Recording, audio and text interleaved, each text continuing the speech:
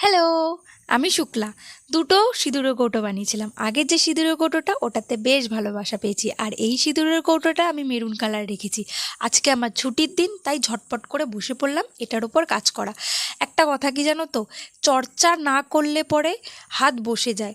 Actually কাজ করে এসে প্রতিদিন আমার কাজে বসা হয় না, কারণ ওখানের একটা টেনশন, বাড়ি এসে বাড়ির টেনশন। তবুও কিন্তু আমি চেষ্টা করছি।